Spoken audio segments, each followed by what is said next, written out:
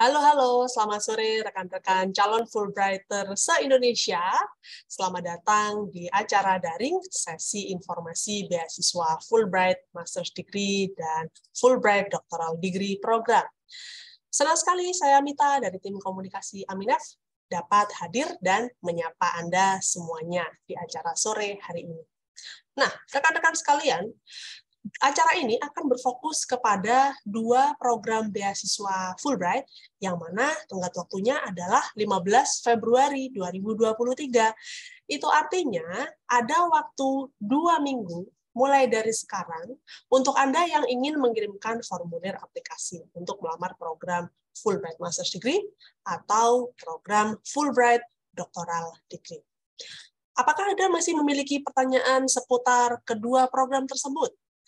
Kalau masih memiliki pertanyaan, maka Anda telah bergabung pada acara yang tepat.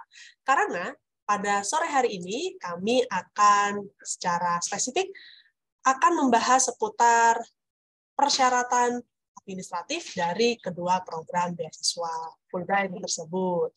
Oleh karenanya, silakan nanti Anda bisa berinteraksi langsung dengan rekan kami, yaitu Sandra Melina, yang merupakan salah satu dari tim pengelola beasiswa Fulbright untuk warga negara Indonesia.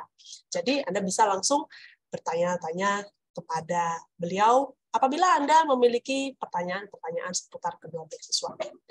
Untuk bisa menjangkau rekan-rekan yang berada di seluruh Indonesia, kami juga meneruskan siaran acara via Zoom meeting ini ke beberapa Facebook page yang berbeda-beda. Ada Facebook page Aminef Fulbright Indonesia, Education USA Indonesia, Relo Archipelago, US Konjen Medan, US Konjen Surabaya, My America Jakarta, dan juga My America Surabaya. Jadi, kami juga ingin mengucapkan selamat datang dan selamat bergabung kepada Anda yang menyimak acara tersebut di Facebook page. Nah, rekan-rekan, langsung saja kami akan memulai acara ini dengan paparan mengenai program beasiswa Fulbright Master's Degree dan Fulbright Doctoral Degree. Berikut ini adalah paparan yang telah kami persiapkan untuk acara ini. Oke, baik. Langsung saja kami mulai ya. Nah, raih perjalanan berharga dengan menjadi Fulbrighter Indonesia selanjutnya. Program Fulbright merupakan program pertukaran pendidikan terkemuka Amerika Serikat yang ditawarkan di lebih dari 160 negara, termasuk Indonesia. Program ini menawarkan kesempatan kepada mereka yang berasal dari berbagai latar belakang untuk dapat menjalani berbagai kegiatan. Apa sajakah kegiatannya?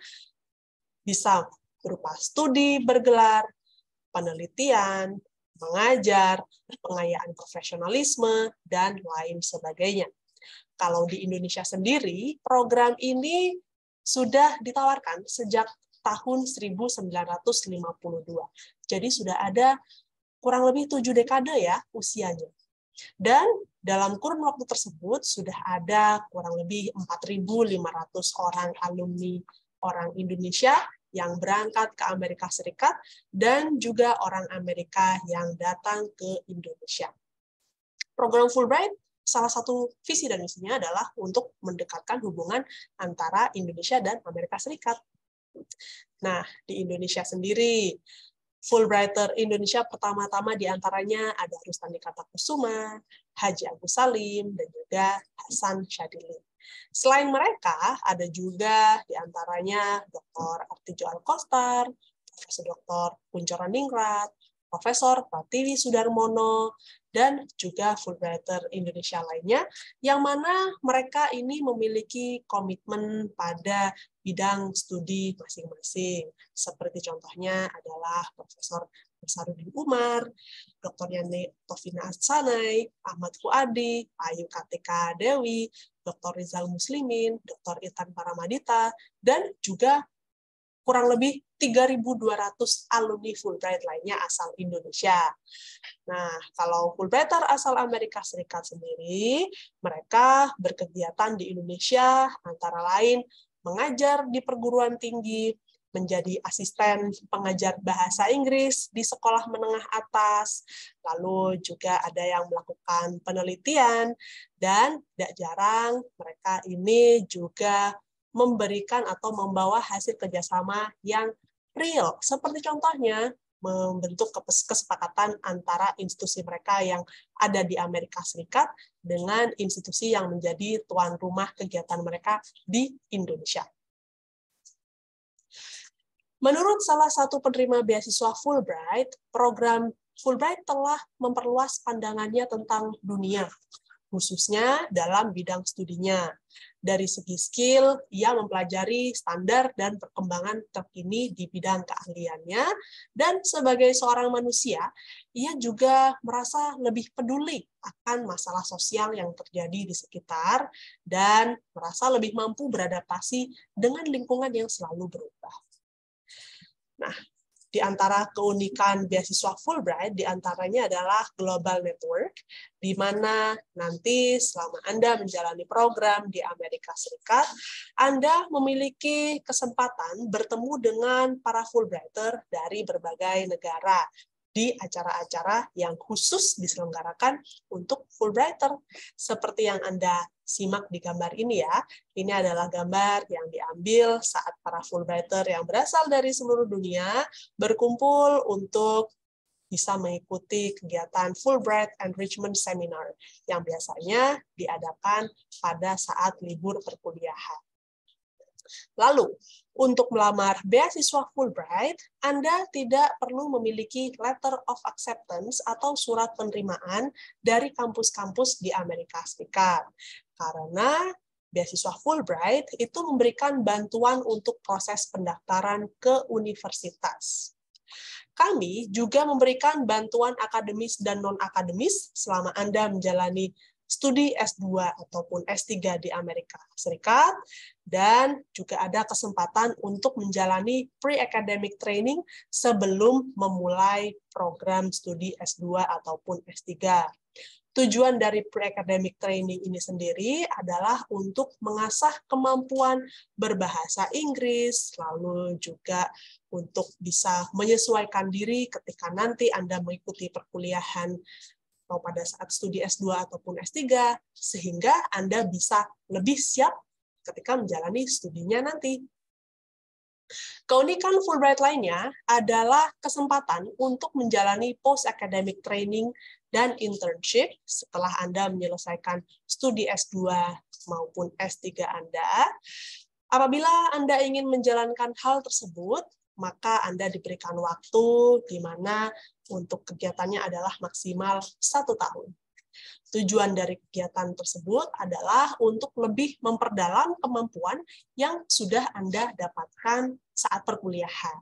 Harapannya, pengalaman yang komprehensif tersebut nantinya dibawa pulang ke Indonesia, lalu dapat bermanfaat untuk Anda, dan bisa dibagikan kepada rekan-rekan lainnya di Indonesia.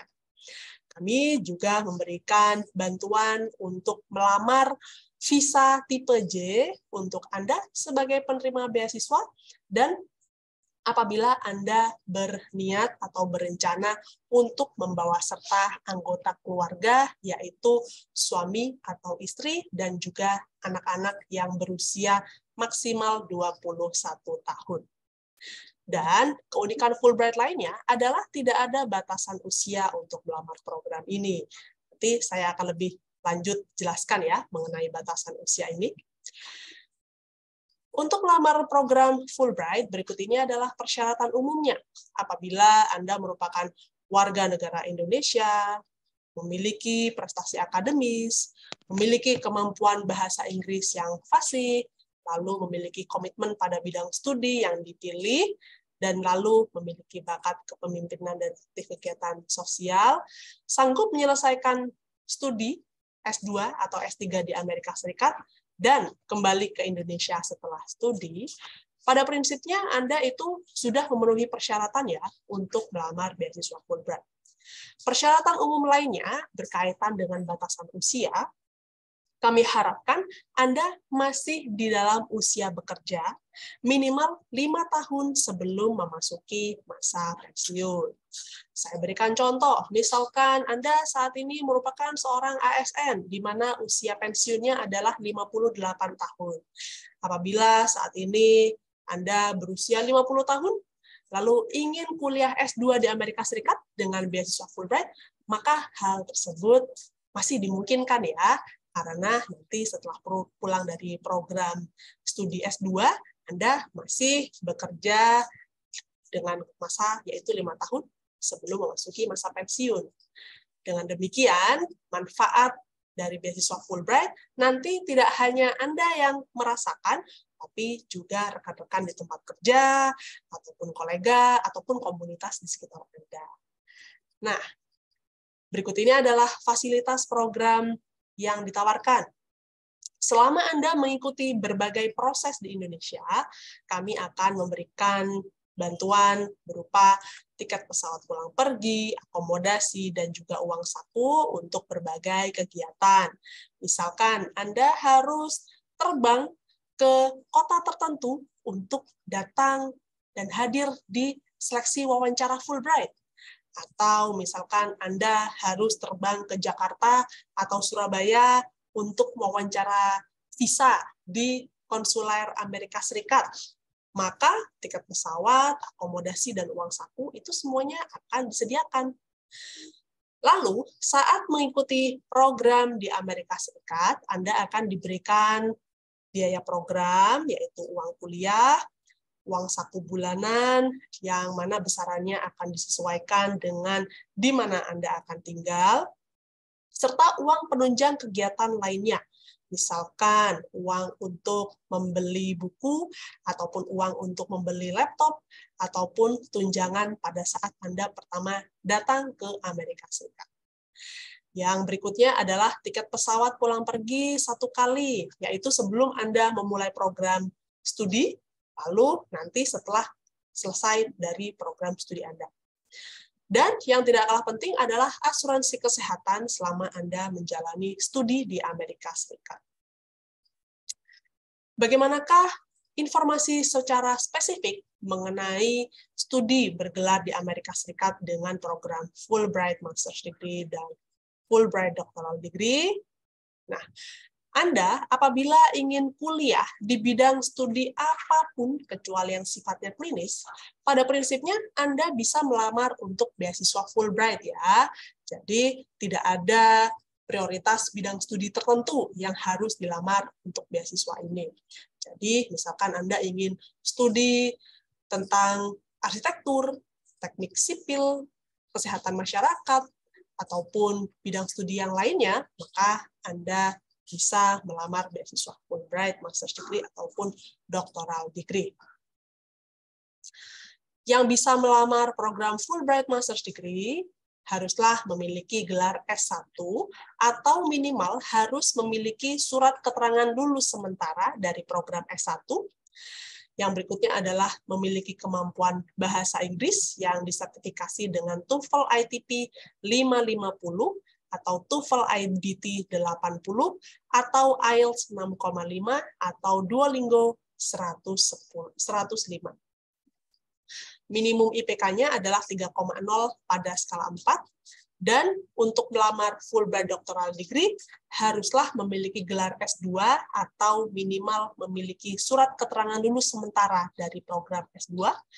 Lalu untuk kemampuan bahasa Inggrisnya sendiri, TOEFL ITP 575, atau TOEFL IBT 90, atau IELTS 7,0, atau Duolingo 110. Untuk minimum IPK-nya adalah 3,0 pada skala 4. Adapun untuk lama masa pembiayaannya adalah 2 tahun untuk Fulbright Master's Degree dan 3 tahun untuk Fulbright Doctoral Degree. Dan tenggat waktu pendaftaran adalah 2 minggu mulai dari sekarang ya, yaitu 15 Februari 2023. Nah, kira-kira apa sajakah proses-proses yang nantinya Anda akan lalui apabila Anda melamar beasiswa Fulbright ini. Berikut informasinya. Silakan kirimkan formulir aplikasi Anda per tenggat waktu 15 Februari 2023, di mana nanti formulir aplikasi yang diterima akan dicek kelengkapan berkasnya, lalu untuk formulir aplikasi yang sekiranya akan lolos ke tahapan berikutnya, maka si aplikan akan diundang untuk seleksi wawancara. Seleksi wawancara Fulbright serta pengumuman akan berlangsung di bulan April hingga bulan Mei. Nah, kalau Anda dinyatakan lolos menjadi kandidat atau calon penerima beasiswa Fulbright setelah tenggat waktu atau kurun waktu ini ya, maka Anda akan didaftarkan untuk menjalani kursus IBT dan juga GRE, yang mana waktu kursusnya akan berlangsung kurang lebih 1 hingga 2 bulan. Lalu setelah kursus selesai, itu Anda akan didaftarkan untuk tes IBT dan GRE. Komponen kursus dan juga komponen dari tes IBT GRE-nya, tidak usah khawatir ya, semuanya akan ditanggung oleh Aminah. Jadi Anda siap-siap konsentrasi untuk belajarnya saja di dalam kursus intensif tersebut. Nah, setelah Anda didaftarkan untuk tes IBT dan GRE, maka hasilnya akan dipergunakan untuk tahapan berikutnya, yaitu pendaftaran di kampus Amerika Serikat. Di dalam proses pendaftaran di kampus Amerika Serikat ini, kami akan bantu Anda untuk mendaftarkan di 4 hingga kurang lebih 5 kampus yang berbeda yang sesuai dengan jurusan dan spesialisasi Anda. Jadi, Anda bisa cari tahu mulai dari sekarang, kira-kira kampus mana ya yang paling sesuai untuk Anda, yang disesuaikan dengan jurusan dan juga spesialisasi Anda. Nanti namanya bisa dibawa kepada kami, dituliskan di dalam formulir aplikasi, lalu nanti kami akan pertimbangkan untuk didaftarkan pada tahapan ini. Nah, kalau nanti dokumen-dokumen Anda sudah diteruskan kepada kampus-kampus yang Anda pilih, 4 sampai dengan 5 kampus yang berbeda tersebut, maka kita akan sama-sama menunggu pengumumannya.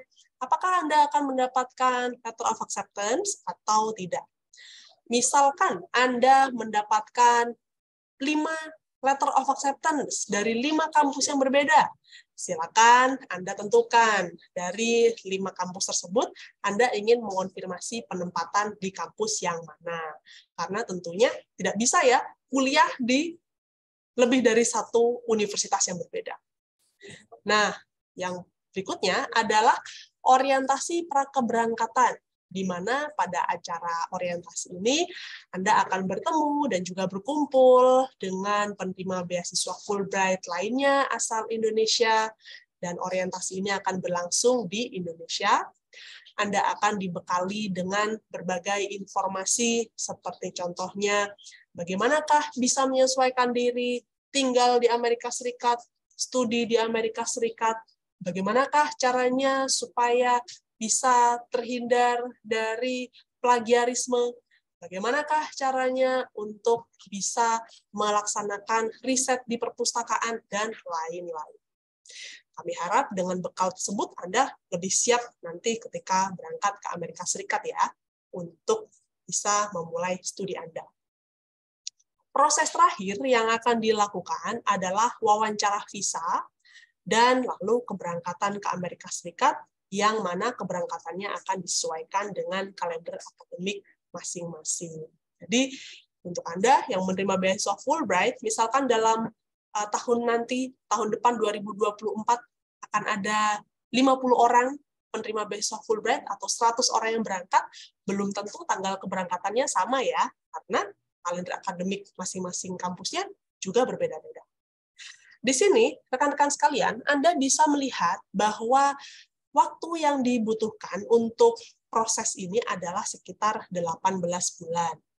Hal ini dikarenakan Anda perlu mendaftarkan diri untuk beasiswa Fulbright terlebih dahulu, Baru setelah itu proses mendapatkan LOA atau surat penerimaan dari kampus Amerika Serikat akan dilakukan kemudian. Nah, untuk persyaratan administrasinya sendiri, Anda perlu mengirimkan formulir aplikasi, termasuk esai, studi objektif, dan personal statement sesuai persyaratan, dan juga TOEFL, ITP atau IBT atau IELTS atau Duolingo yang masih berlaku dan skornya memenuhi persyaratan minimal.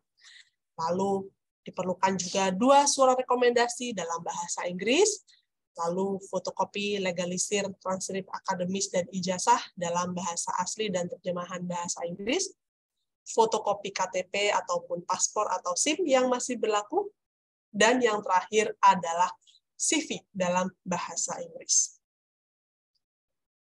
Untuk mendapatkan formulir aplikasi, silakan Anda kunjungi laman Aminef di www.aminef.or.id ya. Nah, kami juga sangat menyarankan Anda untuk mengikuti kami di media sosial. Ada Facebook page, ada Twitter, dan juga ada Instagram, supaya Anda tidak ketinggalan informasi-informasi terkait beasiswa Fulbright, seperti acara daring yang diselenggarakan oleh Aminef, ataupun cerita-cerita alumni, ataupun juga kegiatan yang dilakukan oleh penerima beasiswa Fulbright di Amerika Serikat. Kalau ada pertanyaan, wah, ini adalah saat yang sangat tepat ya, karena Anda bisa langsung menyampaikan pertanyaan Anda kepada rekan kami, Sandra Melina, dari tim Grants for Indonesians. Kalau misalkan pertanyaannya baru muncul nanti setelah acara, boleh nanti kirim email kepada kami di info-fulbright_ind@aminef.or.id atau telepon ke kantor Aminef. Kami akan respon pada hari dan jam kerja. Aminef adalah pengelola beasiswa Fulbright dan juga beasiswa lainnya di Indonesia, di mana kami didirikan pada tahun 1992. Dan Aminef merupakan yayasan nirlaba dwibangsa hasil kerjasama pemerintah Amerika Serikat dan Indonesia. Nah, berikut ini ada satu testimoni dari penerima beasiswa Fulbright, yaitu Dr. Henny Fitriani, penerima beasiswa Fulbright tahun 2011 asal Universitas Sriwijaya. Dia mengatakan bahwa program Fulbright telah mengubahnya secara signifikan. Nah, dia memiliki pengalaman yang luar biasa sebagai seorang Fulbrighter, baik pengalaman yang bersifat pribadi ataupun yang bersifat profesional. Dia mampu meraih gelar tertinggi di dalam program akademis dengan meraih gelar S3 di bidang studi teknik sipil di kurang dari 3 tahun.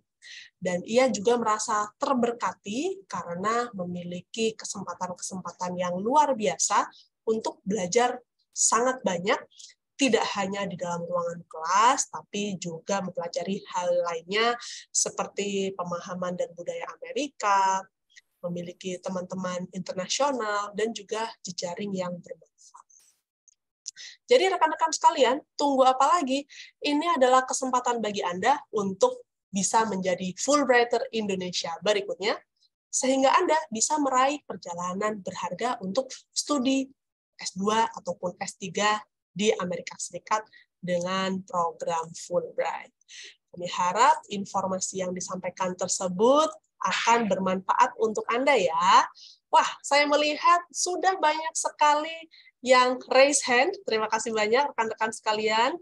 Tunggu sebentar, sesi tanya jawab akan kami mulai kurang lebih 1 menit lagi setelah kami membagikan layar kami yang berisi yaitu laman Aminef. Laman Aminef di www.aminef.or.id. Nah, berikut ini ya untuk tampilannya.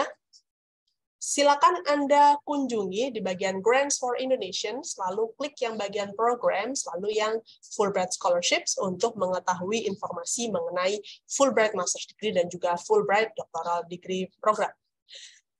Secara total, kami mengelola 9 program beasiswa Fulbright dan fellowship yang berbeda.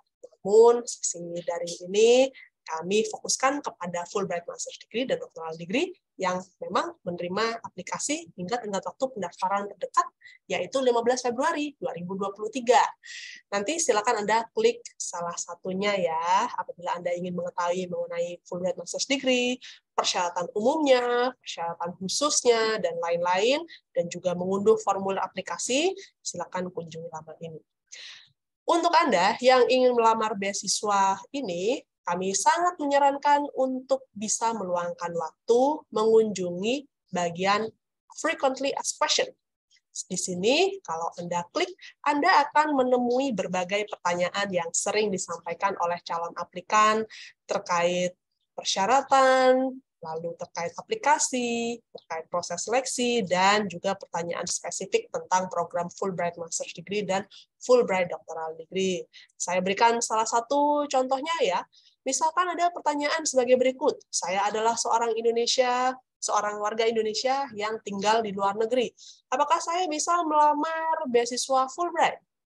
Lalu, misalkan saya memiliki S1 di salah satu bidang studi, namun ingin apply atau melamar S2 di bidang studi lainnya. Apakah hal tersebut memungkinkan? Ini adalah pertanyaan-pertanyaan yang sering sekali disampaikan oleh calon aplikan. Silakan Anda eksplor lebih lanjut mengenai pertanyaan-pertanyaan ini. Mungkin Anda memiliki pertanyaan yang sama. Lalu, kami juga ingin menunjukkan, yaitu direktori alumni, yang mana berisi alumni-alumni Fulbright asal Amerika Serikat dan asal Indonesia. Klik bendera Indonesia untuk alumni asal Indonesia, Anda akan mendapati 3.200 nama penerima beasiswa Fulbright dan juga beasiswa lainnya yang kami kelola. Silakan Anda eksplorasi berdasarkan keyword atau kata kunci apapun. Misalkan Anda ingin mengetahui siapakah penerima beasiswa Fulbright di bidang studi tertentu. Silakan ketikkan di bagian keywords ini bidang studi yang Anda ingin ketahui. Misalkan Anda ingin mengetahui siapakah penerima beasiswa Fulbright di bidang pertambangan, misalkan. Maka silakan ketikkan di sini mining. Lalu setelah itu nanti Anda bisa mendapati dengan cara klik search. Ini ya, nama-nama penerima beasiswa Fulbright yang sekiranya datanya mengandung kata mining. Semoga informasi ini bermanfaat untuk Anda semuanya. Baik, rekan-rekan sekalian, sekarang kita memasuki sesi tanya-jawab. Wah, saya melihat sudah banyak sekali yang mengantri, ada 18 orang. Oke, terima kasih banyak untuk antusiasmenya. Untuk bisa membagi waktu gitu ya, dengan seksama supaya semua orang pertanyaannya dapat terjawab dengan baik, maka kami ingin membatasi satu orang satu pertanyaan saja. Apabila nanti pertanyaan Anda ternyata sudah terjawab melalui penanya sebelumnya, maka silakan Anda lower hand, menggunakan fitur lower hand sehingga tidak perlu menyampaikan pertanyaan karena pertanyaannya sudah terjawab, begitu ya. Baik, langsung saja kami ingin mengundang rekan kami, yaitu Sandra Melina, untuk hadir di layar. Halo Sandra, apa kabar? Halo Mita, kabar baik. Halo, selamat sore semuanya. Terima kasih sudah bergabung. Baik, terima kasih Sandra sudah bergabung. Kita memiliki waktu kurang lebih 1 jam ya untuk khusus sesi tanya-jawab. Oleh karena itu, animo teman-teman pelamar Fulbright Master's Degree dan Doctoral Degree ini sangatlah luar biasa. Langsung saja ya, kalau begitu kita mulai satu persatu untuk mempersilakan mereka bisa menyampaikan pertanyaan. Satu orang, satu pertanyaan ya teman-teman ya. Saya ingin mulai dari Rengki Yasepta, silakan Rengki. Baik, terima kasih atas kesempatannya Mbak Mita. Ini sekian kalinya saya ikut sosialisasi Fulbright. Sebenarnya saya punya 3 pertanyaan, cuma karena dibatasi saya 1 aja. Jadi saya itu ikut tes tahun sebelumnya, sebenarnya udah ikut tes TOEFL, cuman mau upgrade tahun ini karena kemarin kurang sedikit sekali untuk bisa ikut Fulbright. Cuman saya dapat jadwalnya besok tes TOEFL-nya dan selesainya H+7. Misalkan sertifikatnya belum selesai sebelum tenggat waktu 15 Februari itu, apakah bisa dikirimkan hasil unofficial plus surat keterangan dari penyelenggara resmi TOEFL-nya itu, Mbak? Baik. Itu aja. Terima kasih. Terima kasih banyak, Pak Rengki, untuk pertanyaannya. Silakan, Sandra. Oke, baik Pak Rengki. Jadi kalau misalkan memang Anda baru akan mengikuti tes TOEFL-nya, Anda bisa melampirkan terlebih dahulu unofficial TOEFL score report-nya. Jadi artinya Anda silahkan, biasanya bisa dilihat screenshot-nya ya. Anda tinggal print, kemudian lampirkan beserta formulir aplikasi Anda. Nanti apabila Anda sudah menerima official TOEFL score report-nya, silakan Anda lampirkan kepada kami melalui email, jadi bisa Anda susulkan kemudian, namun pastikan Anda sudah submit sebelum batas waktu pendaftaran unofficial TOEFL score report-nya. Baik, terima kasih atas jawabannya. Terima kasih banyak, Pak Rengki. Sekali lagi, kami akan mempersilakan penanya kedua, yaitu Sylvie. Silakan, Sylvie. Ya, terima kasih atas kesempatannya. Oke, boleh lebih keras lagi suaranya supaya lebih terdengar di kami? Ya, soalnya saya lagi di perpustakaan. Mau tanya, kalau kan di aplikasi itu sudah ada tentang proposed field of study dan juga future plan. Sedangkan beberapa komponen itu kan ada di study objective. Bolehkah yang di study objective essay itu saya tulis kembali di yang di dalam aplikasi. Terus kalau apakah untuk S3 dibutuhkan proposal untuk risetnya? Itu aja. Terima kasih. Oke, baik. Terima kasih banyak untuk pertanyaannya, Sylvie. Jadi ada 2 pertanyaan tadi ya. Salah satunya mengenai study plan, apakah harus diulang di dalam study objektif, lalu apakah S3 untuk melamar Fulbright Doctoral Degree membutuhkan proposal riset S3. Silakan, Sandra. Oke, baik. Terima kasih, Sylvie. Pada formulir aplikasi, jadi yang bisa Anda lihat di halaman 12, itu memang diminta untuk menjelaskan terkait bidang studi yang akan Anda ambil. Jadi proposed field of study itu Anda bisa ceritakan kenapa Anda mau mengambil bidang studi tersebut dan kenapa harus mengambilnya di Amerika Serikat dan bukan di negara lainnya. Jadi pastikan Anda mengisi proposed field of study itu maksimal 150 kata atau 1.100 karakter. Dan kalau Anda lihat di bagian bawah, itu ada future plans yang bisa Anda lengkapi juga di halaman 12 tersebut. Jadi untuk future plan ini, gambarannya kurang lebih Anda bisa menjelaskan terkait rencana yang akan Anda lakukan nantinya apabila sudah menyelesaikan studinya di Amerika Serikat. Jadi Anda bisa jelaskan secara detail juga sama seperti yang proposed field of study itu maksimal 150 kata atau 1.100 karakter. Dan kemudian kalau bisa Anda lihat di formulir aplikasi pada halaman 13, Anda diminta untuk melampirkan study objektif maksimum 1 halaman. Jadi artinya si proposed field of study ini bisa Anda masukkan kembali di study objektif di 1 halaman itu. Namun kan kalau proposed field of study itu kan terbatas ya. Jadi Anda tidak bisa mengembangkan secara lebih dalam karena ada maksimal karakter yang harus Anda masukkan di dalam box tersebut. Jadi pada study objektif yang 1 halaman ini, Anda bisa menginformasikan kembali secara detail terkait major yang akan Anda daftar, kemudian spesialisasi bidang yang akan Anda ambil. Anda bisa membuat semacam pendahuluan, kemudian Anda jelaskan latar belakangnya, kemudian informasikan selengkap mungkin. Jadi kalau misalkan di sini Bapak dan Ibu ada yang ingin melamar PhD dan kemudian sudah memiliki semacam ide-ide terkait riset yang akan Anda lakukan nantinya, maka Anda juga bisa mengembangkan informasi tersebut maksimum 1 halaman. Dan untuk mendaftar program ini tidak perlu melampirkan research proposal, tapi pastikan informasi yang Anda masukkan di dalam study objektif sudah cukup jelas ya. Jadi Anda jelaskan secara detail aja seperti yang saya sampaikan sebelumnya, namun Anda tidak perlu mencantumkan nama universitas secara spesifik pada studi objektif Anda. Jadi Anda harus menggambarkan secara umum saja terkait hal tersebut. Dan tentunya Anda juga diminta juga nanti untuk membuat personal statement ya. Jadi kalau personal statement ini biasanya juga terdalam maksimum itu 1 halaman. Nanti kalau personal statement ini biasanya itu menjelaskan terkait latar belakang pendidikan, kemudian pekerjaan yang Anda lakukan saat ini, kemudian rencana karir Anda ke depannya seperti apa, kemudian Anda juga bisa menjelaskan terkait faktor-faktor apa atau pengalaman yang mungkin pernah Anda dapatkan dalam menunjang studi Anda di US nantinya. Kurang lebih seperti itu. Baik, terima kasih banyak untuk penjelasannya, Sandra. Nah, informasi untuk Sylvie ataupun untuk rekan-rekan lainnya yang saat ini mungkin sedang dalam tahap menulis esai, yaitu study objective dan personal statement, Aminef baru-baru ini mengadakan sesi informasi mengenai cara menulis esai tersebut. Informasi yang dapat kami sampaikan adalah sebagai berikut.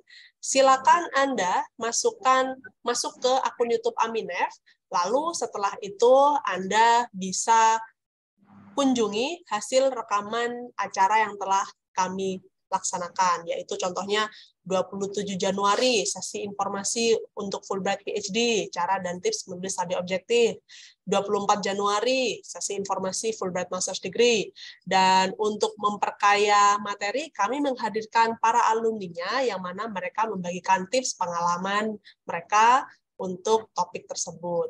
Kami juga telah membuat acara-acara daring lainnya, nanti silakan langsung simak di akun YouTube-nya Aminef ini ya. Baik, pertanyaan berikutnya, satu pertanyaan kami akan persilakan dari Afrisal. Silakan Afrisal. Baik, suara saya terdengar? Ya, sangat jelas. Ya, silakan. Terima kasih banyak atas kesempatannya. Pertama, saya mau klarifikasi dulu pertanyaan sebelumnya. Berarti untuk secara substansi untuk post field of study dan future plans ini boleh sama dengan dokumen SO dan PS ya Bu Sandra? Iya, boleh Pak. Tapi mungkin seperti yang saya jelaskan tadi ya, jadi kan kalau future plan itu kan jadi kan rencana masa depan nanti setelah Anda lulus ya, jadi bisa dikembangkan lagi. Kalau personal statement itu kan kurang lebih sekitar kayak apa? Kayak latar belakang pendidikan Anda, pekerjaan dan lain sebagainya bisa Anda sampaikan ya. Jadi mungkin memang agak sedikit saling berhubungan, tapi mungkin Anda bisa lebih kembangkan lebih dalam ya Pak Afrisal. Oke. Lalu pertanyaan saya itu terkait writing sample. Apakah kan kalau di upfront application itu maksimal 2 halaman, apakah juga memuat reference atau cuman dari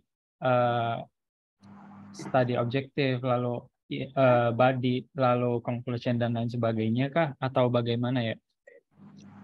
Oke. Ya, baik. Untuk maksudnya apakah di dalam writing sample tersebut memuat daftar pustaka atau referensi yang digunakan untuk menuliskan writing sample, gitu ya? Iya. Oke. Ya, terima kasih. Terima kasih. Oke, jadi Pak Afrisal, memang kalau untuk writing sample itu kan kita minta maksimum itu 1 sampai 2 halaman ya. Jadi kalau writing sample ini bisa Anda buat berdasarkan dari skripsi yang pernah Anda buat sebelumnya, dan tentunya kalau Anda misalkan menggunakan skripsi, Anda harus merangkumnya menjadi 2 halaman. Dan kemudian pada academic writing sample itu emang biasanya sih dibuat terlebih dahulu gambarannya secara umum, mungkin kayak pendahuluannya, latar belakang, dan lain sebagainya. Dan kemudian itu hanya bersifat kayak semacam isinya saja untuk yang academic writing sample itu. Namun terkait daftar pustaka, itu biasanya akan dimasukkan ke halaman bibliografi. Nah, jadi mungkin saya akan jelaskan sedikit terkait bibliografi karena mungkin banyak pertanyaan juga terkait bibliografi itu seperti apa.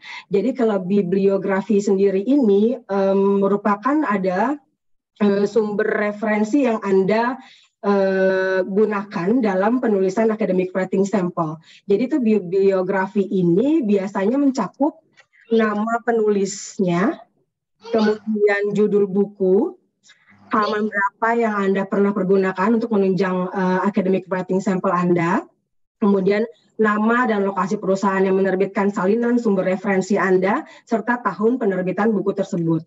Jadi bibliografi ini bukan penulisan judul publikasi atau jurnal yang pernah Anda publish sebelumnya. Namun bibliografi ini adalah daftar pustaka yang Anda pergunakan dalam penulisan academic writing sampel Anda. Jadi kalau misalkan Anda pernah publish artikel ataupun jurnal, maka silakan informasikan hal tersebut di formulir aplikasinya pada halaman 8 terkait judul artikelnya. Jadi jangan dimasukkan ke dalam bibliografi. Mungkin itu saja dari saya, Mbak Mita. Baik, terima kasih banyak Sandra. Semoga menjawab untuk pertanyaan dari Afrisal. Berikutnya kami ingin mempersilakan Febri. Silakan Febri. Ya, terima kasih untuk kesempatannya. Saya ingin bertanya di bagian aplikasi untuk research.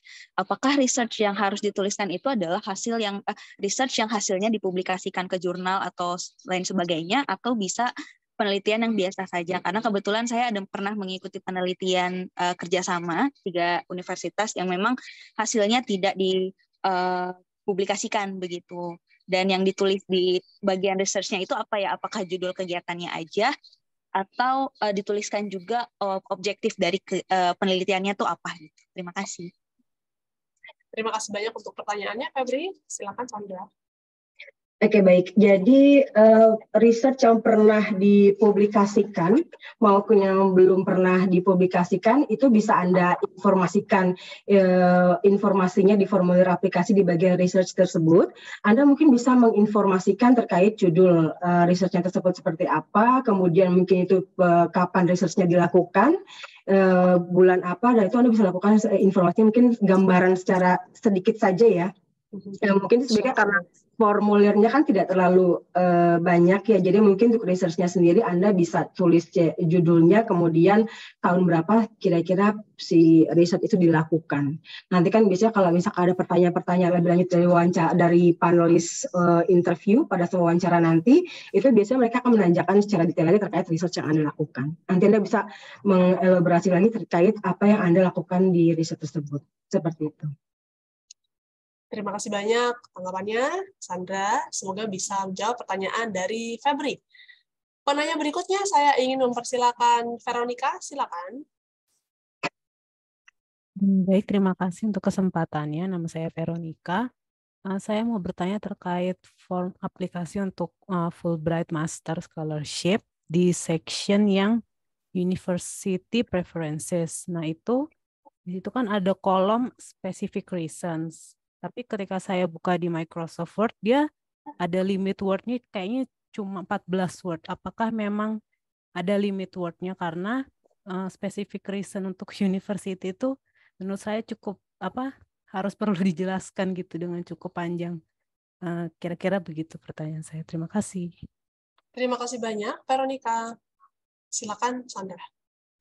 Oke, baik. Mungkin bagi rekan-rekan sekalian, untuk pengisian formulir aplikasinya itu kan bisa diunduh dalam versi Word ya. Jadi artinya kalau misalkan memang ada keterbatasan dalam pengisian, itu bisa Anda lampirkan di kertas terpisah. Kalau misalkan Anda merasa mungkin specific reason-nya masih perlu dikembangkan, ataupun mungkin misalkan formnya tidak mencukupi, Anda bisa menginformasikan di lembaran terpisah. Namun pastikan format penulisannya sama persis seperti formulir yang dengan format yang ada dalam formulir aplikasinya, supaya para penulis yang meriksa nanti aplikasi Anda bisa mengetahui halaman ini tuh maksudnya isinya tentang formulir aplikasi dari jawaban yang mana, seperti itu. Jadi bisa Anda lampirkan di lembar terpisah ya apabila membutuhkan kertas tambahan. Baik, terima kasih banyak terima kasih untuk jawabannya. Dan juga terima kasih atas pertanyaannya dari Veronica. Yang berikutnya kami ingin mempersilakan Rozan Hanifan, silakan. Ya, selamat sore Mbak Mita, Mbak Sandra, izin bertanya. Jadi yang ingin saya tanyakan itu adalah di student application form itu kan ada bagian social and community involvement ya. Nah, kira-kira seperti apa sih kegiatan yang dikonsiderasi baik bagi pemberi beasiswa? Maksudnya jenis-jenis kegiatan seperti apa yang kira-kira bisa membuat aplikan bisa meningkatkan peluangnya untuk diterima. Mungkin seperti itu, terima kasih. Ya, terima kasih. Silakan Mbak Sandra. Oke, baik. Untuk formulir aplikasi di bagian social and community involvement itu ya, yang di halaman 16. Jadi bagi rekan-rekan semua yang mungkin pernah mengikuti komunitas ataupun mungkin kegiatan bakti sosial, mungkin pernah jadi volunteer mungkin di panti asuhan seperti itu. Anda bisa menginformasikan kegiatan-kegiatan yang Anda lakukan. Mungkin Anda bisa menginformasikan misalkan nama panti asuhannya itu apa, lokasinya di mana, tanggal berapa, kemudian kira-kira Anda di sana bertugasnya tanggung jawabnya seperti apa, dan posisinya apa, itu bisa Anda sampaikan. Atau mungkin juga kalau misalkan Anda dulu pernah aktif di kegiatan perkuliahan, suka ada kegiatan sosial juga ya, itu juga bisa Anda lampirkan di social and community involvement tersebut. Jadi intinya silakan dituliskan data-data ataupun informasi yang menurut Anda bisa lebih membuat panitia tertarik dengan aplikasi Anda. Jadi boleh dituliskan, tidak harus berhubungan dengan bidang studi yang nanti Anda lamar ya untuk social and community involvement. Bisa di bidang lainnya. Betul. Oke, terima kasih banyak. Sekarang kita beralih kepada Ansgarius. Manek, silakan. Halo, selamat sore semua. Selamat sore. Pertanyaan dari saya, apakah surat rekomendasi harus dikirimkan pemberi rekomendasi atau dilampirkan bersama aplikasi? Terima kasih. Terima kasih banyak untuk pertanyaannya. Silakan, Mbak Sandra. Oke, baik.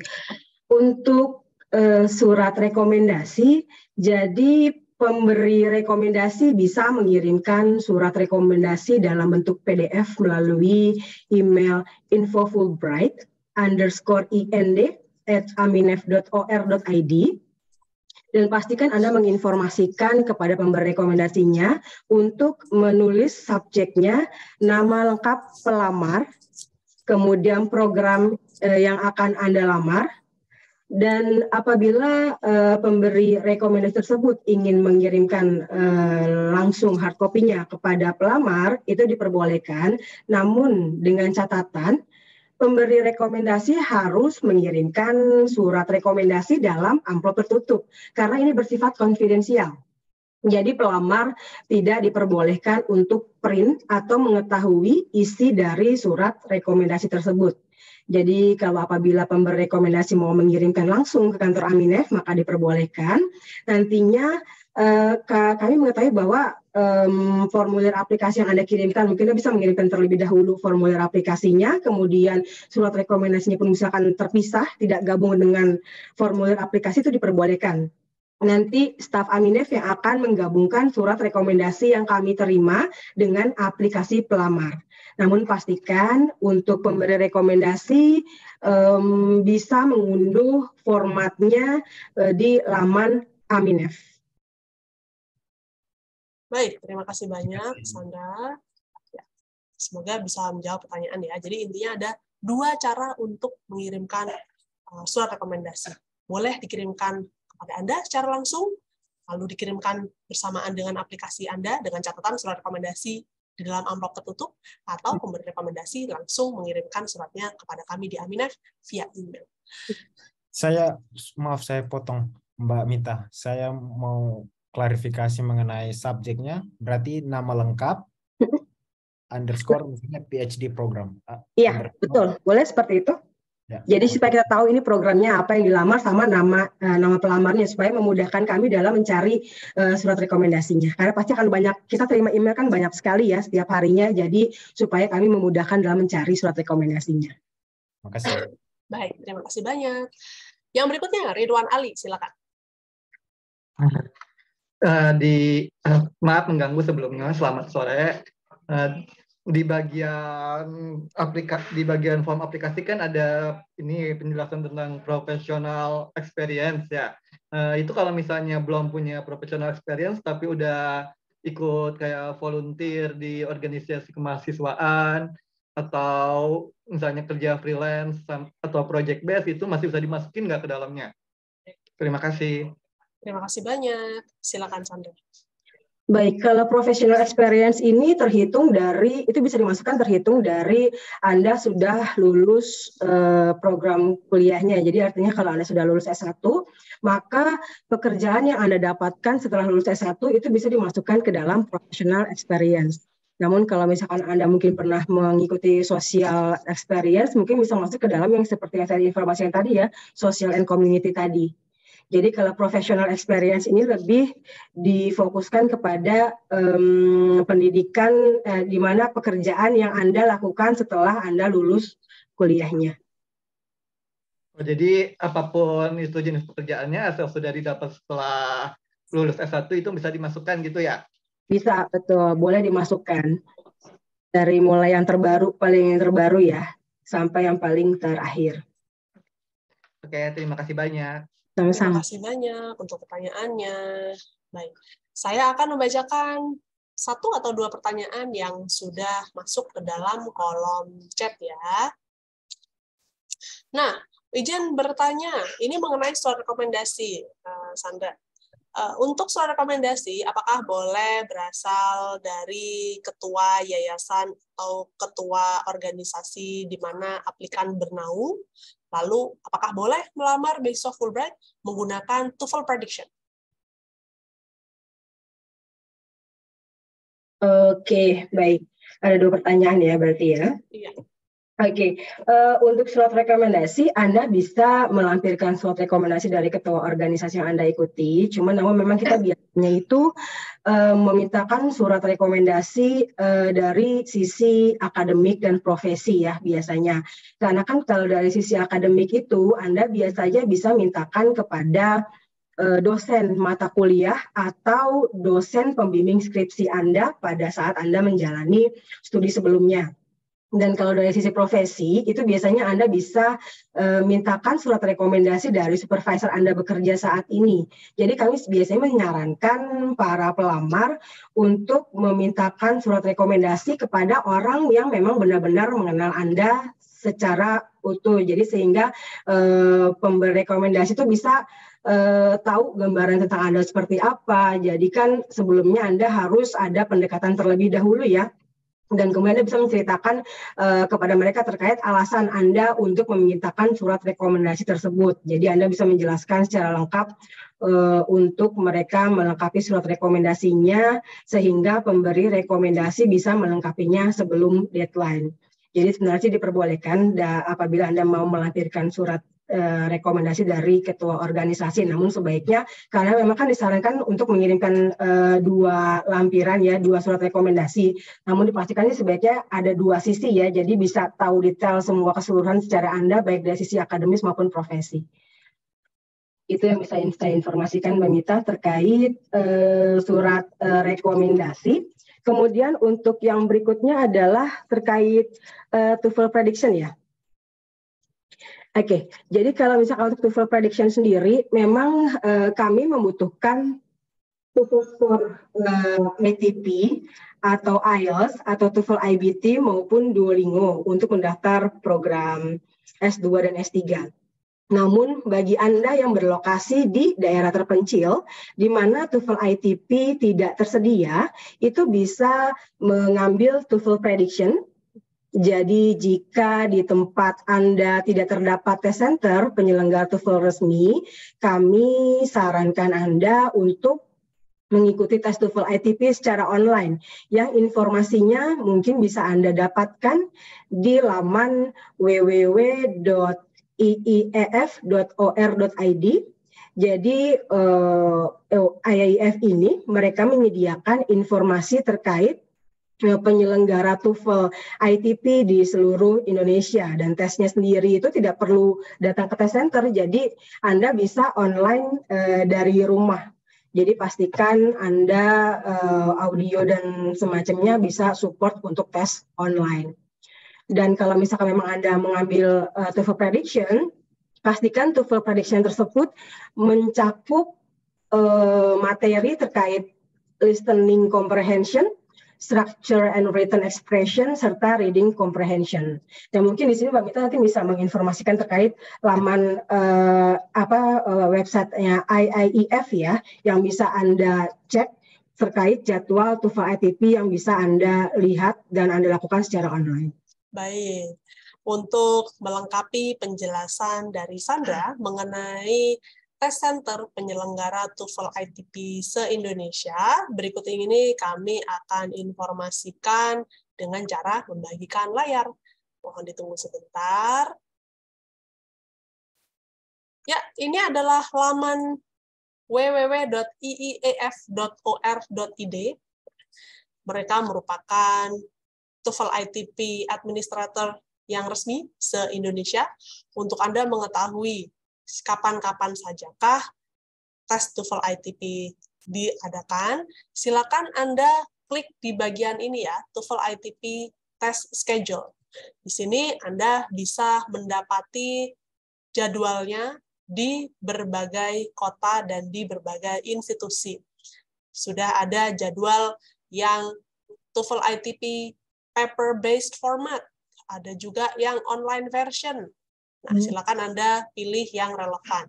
Misalkan Anda ingin melaksanakan TOEFL ITP yang versi online atau daring, silakan klik mana sajakah tes center yang mengadakan online version, lalu tanggalnya berapa, bagaimanakah untuk mendaftarkan diri untuk mengontak mereka. Jadi silakan Anda pilih jadwal yang sekiranya paling sesuai untuk Anda, namun juga mohon untuk memperhatikan bahwa tenggat waktu pendaftaran untuk Fulbright Master's Degree dan Doctoral Degree adalah 15 Februari 2023, dan dokumen susulan bisa kami terima hingga 22 Februari ya 2023. Jadi 1 minggu setelah deadline. Yang berikutnya, saya ingin mempersilakan Mita Karisma untuk menyampaikan pertanyaan. Silakan Mita. Terima kasih Mita. Halo Bu Sandra. Saya mau tanya untuk yang di website itu untuk dosen, beasiswa untuk dosen itu kan katanya lagi ditunda sehingga bisa daftar ke beasiswa yang doktoral biasa. Nah itu tapi di formulirnya itu dibalikin lagi untuk dosen diminta untuk daftar ke yang khusus dosen dari Dikti gitu. Jadi gimana ya? Terus yang kedua di formulirnya ada tanda diminta cantumkan NIDN, tapi diminta untuk circle the NIDN sebentar ya. Di halaman 4 ya? Iya betul, di halaman 4 ini ada NIDN circle 1. Nah ini saya bingung circle-nya yang mana gitu. Itu aja, terima kasih. Terima kasih banyak untuk pertanyaannya. Silakan Sandra. Oke, baik, terima kasih sebelumnya. Memang tahun-tahun sebelumnya itu kami memang ada program yang didanai oleh Fulbright Dikti PhD ya. Itu terakhir itu ada angkatan 2020 ya. Namun untuk saat ini memang untuk program Dikti masih belum buka kembali pendaftarannya. Jadi kalau misalkan Anda yang tertarik untuk mendaftar program PhD, kami sarankan untuk mengunduh formulir aplikasinya di laman Aminef di Fulbright Doctoral Degree Program. Jadi artinya Anda akan menggunakan format yang sama dengan format yang ada di website Aminef, di laman Aminef. Dan untuk yang Anda tanyakan tadi terkait halaman 4 tadi ya, itu ada NIDN, itu mungkin Anda bisa, nanti Anda bisa setelah Anda lengkapi formulir aplikasinya di Word, kemudian Anda print, Anda bisa, karena ini hanya sedikit, Anda bisa melingkari manual dengan menggunakan pulpen, Anda bisa menulis angka ataupun misalkan NIDN-nya dengan pulpen, tapi hanya sebatas itu aja, sisanya selebihnya Anda harus diketik ya, untuk penulisan informasi lainnya. Baik, terima kasih. Terima kasih banyak untuk pertanyaannya. Yang berikutnya, Joni Indasari, silakan. Halo, selamat siang. Terima kasih untuk kesempatannya. Mungkin bertanya, yang pertama, apakah bisa untuk program master yang sistem belajarnya jarak jauh atau secara online? Terus yang kedua, apakah bisa untuk program master personalized and precision medicine? Tadi kan disebutkan bahwa tidak untuk program kedokteran ya. Tapi kalau untuk personalized dan precision medicine ini apakah bisa? Terus yang ketiga, berapa lama beasiswa berlaku? Misalnya sudah dapat beasiswa namun pada tahun yang sama tidak dapat LOA di universitas sama sekali. Untuk tahun berikutnya apakah beasiswa masih berlaku? Oke, jadi maksudnya apakah beasiswa bisa ditangguhkan begitu ya? Iya, betul. Oke. Mohon informasi untuk pertanyaan kedua mengenai bidang studi yang Anda sebutkan tersebut. Apakah bidang studi tersebut klinis atau bukan? Bukan, jadi lebih ke dia tidak ini sih, bukan ke klinis, tapi kayak program master untuk tentang personalized and precision medicine untuk penelitian selanjutnya gitu. Oke, program penelitian di bidang kedokteran, begitu ya? Ya, betul. Ya, baik. Terima kasih. Silakan Mbak Sandra. Oke, baik. Jadi ada 3 pertanyaan ya. Jadi kalau untuk program Fulbright ini sendiri, baik itu untuk program master ataupun program doktoralnya, itu kami tidak bisa melakukan perkuliahan secara online. Jadi artinya perkuliahan harus dilakukan secara in-person atau secara offline. Dan kemudian untuk pertanyaan yang kedua adalah terkait bidang studi. Jadi memang program beasiswa Fulbright ini menawarkan untuk semua bidang studi, kecuali pendidikan kedokteran dan penanganan pasien. Jadi seperti kayak kedokteran gigi, psikologis klinis, dan keperawatan, itu kita tidak bisa mendanai program tersebut.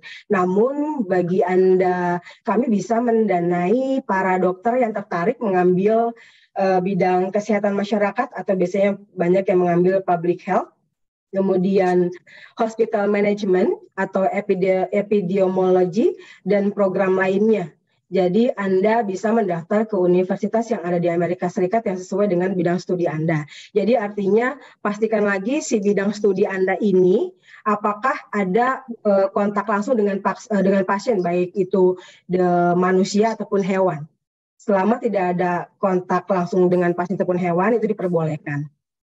Kemudian pertanyaan ketiga tadi adalah apabila Anda terpilih nanti ya untuk mendapatkan program beasiswa Fulbright-nya dan tidak mendapatkan LOE atau mungkin misalkan tidak mendapatkan placement ya, mungkin seperti itu ya. Jadi apakah beasiswa bisa ditangguhkan? Jadi kalau misalkan nanti pendaftaran ini kan masa berlakunya kan batas waktu pendaftaran itu kan 15 Februari 2023. Jadi artinya seperti yang Mbak Mita sudah sampaikan sebelumnya, bahwa keberangkatan Anda adalah di fall 2024. Jadi artinya selama prosesnya berlangsung, kalau Anda sudah dinyatakan lolos sebagai kandidat, sebagai calon penerima beasiswa Fulbright, maka nanti Aminnya bekerja sama dengan IAI akan mendaftarkan Anda ke institusi yang ada di Amerika Serikat. Jadi kalau untuk program master ada 4 pilihan, kemudian untuk program PhD ada 5 pilihan. Namun dipastikan ini sayangnya kami tidak bisa menangguhkan program beasiswa Fulbright Anda ke tahun berikutnya. Jadi artinya misalkan selama prosesnya ini Anda tidak mendapatkan placement ataupun universitas ataupun tidak mendapatkan LOE, maka Anda tidak bisa lolos untuk tahapan, artinya Anda tidak dapat mendapatkan program beasiswa dan beasiswa tidak bisa berlanjut ataupun ditangguhkan ke tahun berikutnya. Baik, terima kasih banyak untuk jawabannya.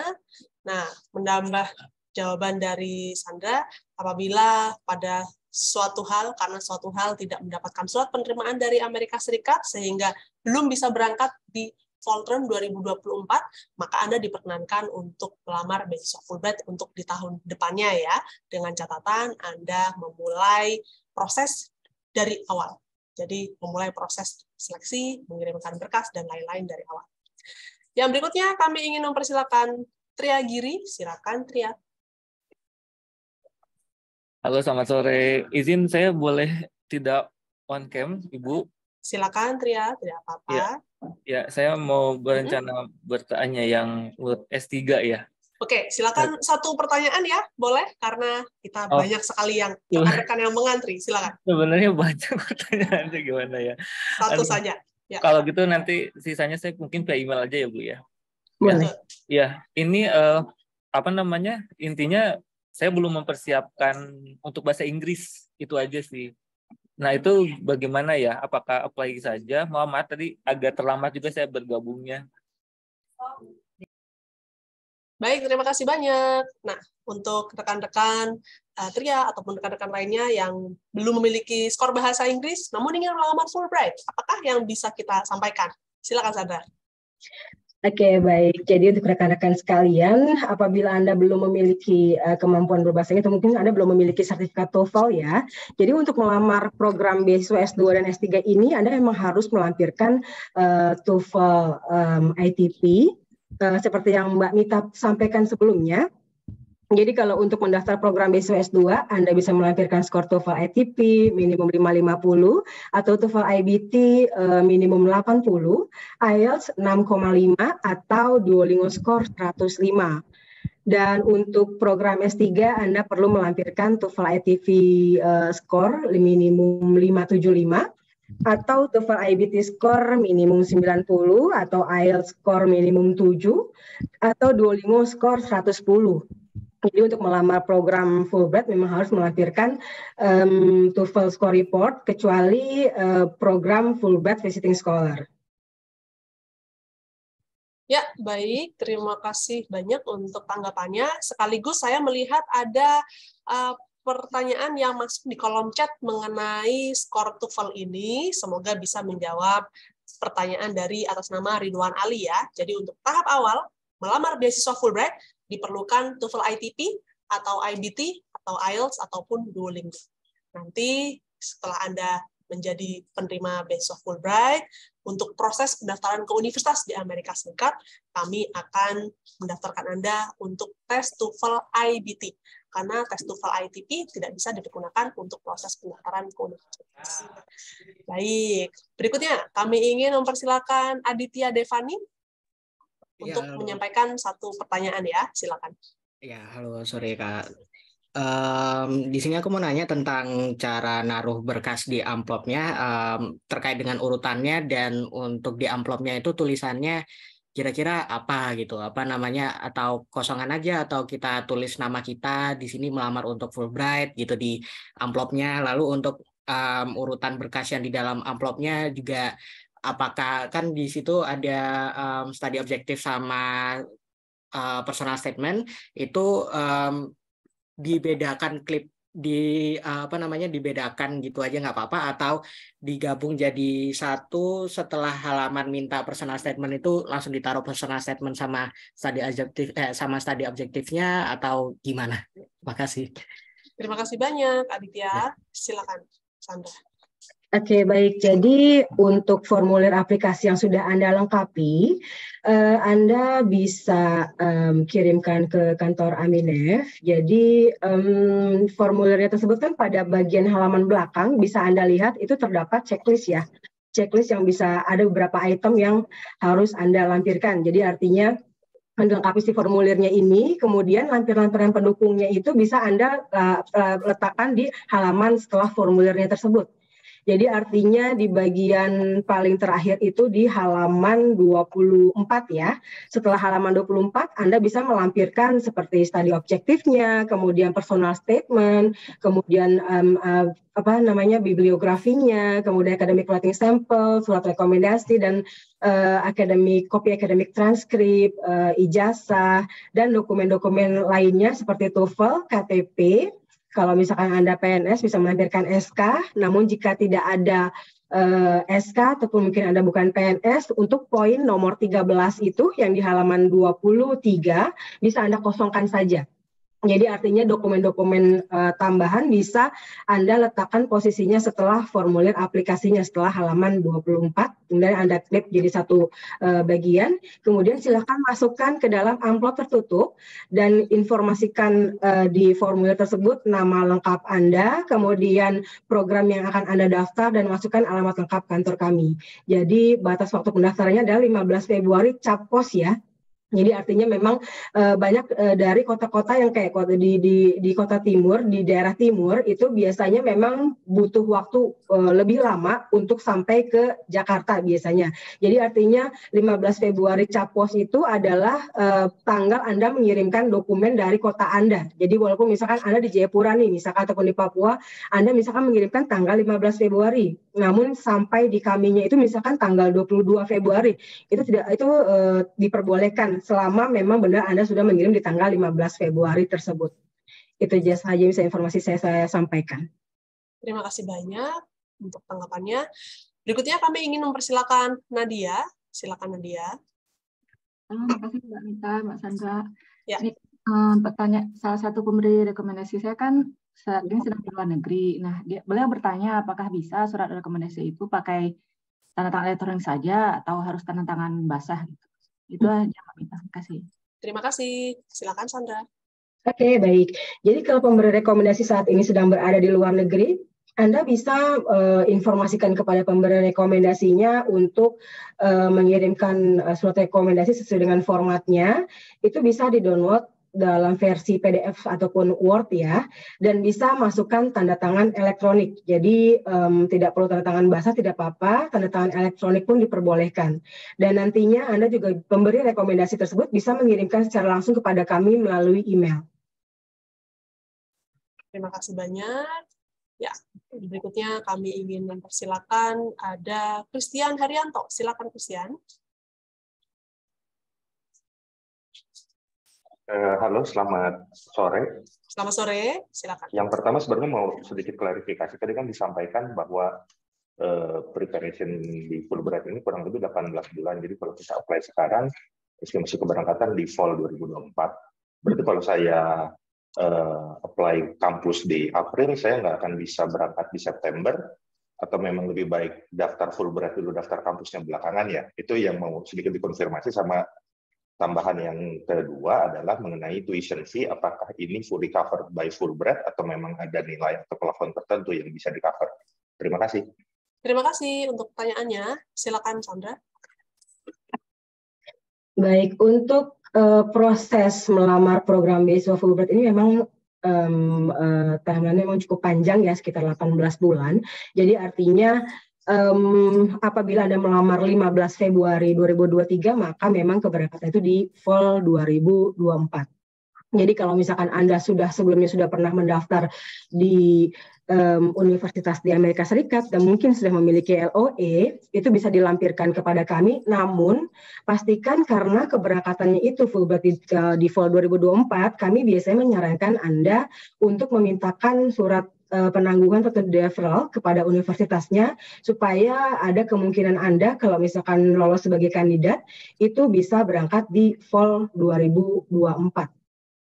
Jadi walaupun misalkan nanti para pelamar mengisi formulir dan kemudian mengirimkan LOA, walaupun Anda sudah memiliki LOA, itu bukan menjadi jaminan bahwa Anda akan mendapatkan program beasiswanya. Jadi artinya prosesnya sendiri itu sama seperti Anda yang tidak memiliki LOA. Jadi artinya pada tahapan awal memang kalau Anda sudah memiliki LOA silahkan Anda lampirkan, namun kalau misalkan Anda belum memiliki LOA tidak masalah, Anda bisa menginformasikan mungkin terkait universitas, kira-kira universitas mana aja sih yang akan mau Anda daftar. Kalaupun misalkan Anda belum pernah kontak sama sekali ataupun misalkan sudah pernah kontak, silahkan dimasukkan informasinya. Namun sebaiknya sih kami suka menyarankan bahwa Anda untuk bisa meresearch atau menggali lebih dalam kira-kira univ mana saja di Amerika Serikat yang akan Anda daftar nantinya. Dan nanti kalau untuk program masternya sendiri itu biasanya kami akan memberikan 4 pilihan universitas yang bisa Anda daftar. Kemudian kalau untuk program PhD itu ada 5 universitas yang bisa Anda daftar. Itu pertanyaan yang pertama ya. Kemudian untuk pertanyaan yang kedua adalah terkait tuition fee ya Mbak Mita. Ya, batasan atasnya apakah ada? Oke. Kalau terkait tuition fee, memang saat mengikuti programnya sendiri di Amerika, jadi seperti yang Mbak Mita sampaikan sebelumnya adalah bahwa yang di-cover oleh program selama mengikuti prosesnya di Indonesia, jadi Bapak dan Ibu yang berdomisili di luar Jabodetabek, Banten dan Jawa Barat mungkin akan mendapatkan tiket pesawat pulang pergi dari kota asal ke Jakarta dalam rangka mengikuti wawancara nantinya biasanya ya. Apabila Anda terlolos seleksi berkas yang tahapan awal, dan kemudian Anda mendapatkan uang saku untuk mengganti uang akomodasinya. Dan kalau selama mengikuti programnya di Amerika Serikat, itu biasanya Fulbright akan mengcover terkait tuition fee. Kemudian Anda akan mendapatkan uang saku bulanan, dan uang saku bulanan ini sesuai dengan standar biaya hidup di Amerika. Jadi biasanya standar biaya hidup di kota-kota yang ada di Amerika Serikat itu biasanya berbeda-beda, tidak selalu semuanya sama. Nah, untuk informasinya ini biasanya kita akan informasikan lebih lengkapnya apabila nanti Anda terpilih menjadi kandidat atau sebagai calon penerima beasiswa Fulbright. Itu biasanya akan ada grant dokumen yang akan menginformasikan lengkap terkait hal ini. Dan kemudian Anda juga akan mendapatkan asuransi, kemudian mendapatkan book allowance, kemudian computer allowance, serta asuransi kesehatan seperti yang sebelumnya. Dan kemudian kalau untuk program master ini, jadi kami mendanai programnya selama 2 tahun. Jadi untuk per tahunnya sendiri itu adalah 38.000 ya per tahun. Jadi artinya kalau untuk master itu, Anda berarti akan mendapatkan 2 tahun, jadi 38.000 dikali 2. Kemudian kalau untuk program PhD ini, Anda akan mendapatkan 43.000 per tahunnya.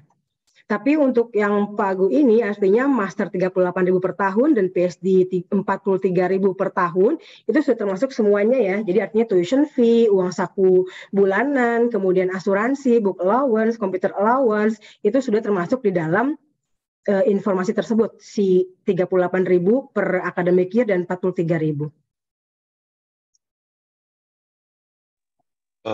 Sedikit komentar boleh ya? Boleh. Kalau sepemahaman saya kan misalnya MBA itu per tahunnya untuk biaya pendidikannya saja mungkin udah jauh melebihi dari pagu yang ditetapkan. Untuk fill in the gap-nya, apakah ada informasi bagaimana caranya?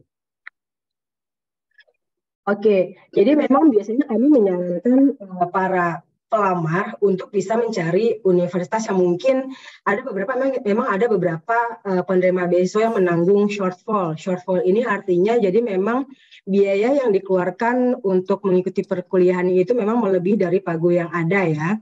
Dan biasanya kita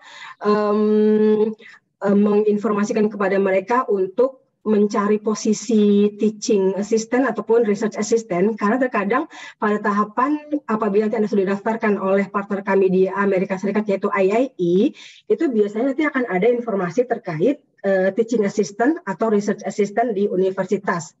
Jadi di mana allowance yang Anda dapatkan tersebut nanti bisa digunakan untuk mendanai selisih ataupun mungkin biaya yang dikeluarkan lebih dari pagu yang ada. Jadi biasanya nanti kan pada tahapan Anda sudah didaftarkan oleh IAI terkait universitasnya, itu akan ada rincian terkait biaya-biaya yang akan Anda terima per tahunnya. Jadi kalau misalkan ternyata itu melebihi dari misalkan master melebihi 38.000 itu, nanti biasanya IAI akan mencarikan bantuan ke pihak universitas, apakah mungkin ada beasiswa di universitas yang bisa melamar tersebut untuk melamar program kandidat tersebut bisa melamar program tersebut. Jadi artinya kalau misalkan Anda mendapatkan beasiswa lain di universitas tersebut, itu bisa mengurangi atau namanya tuition waiver ya kita menyebutnya, itu bisa mengurangi biaya tuitionnya sehingga biaya tuition tersebut bisa sesuai dengan pagu dari Fulbright-nya sendiri.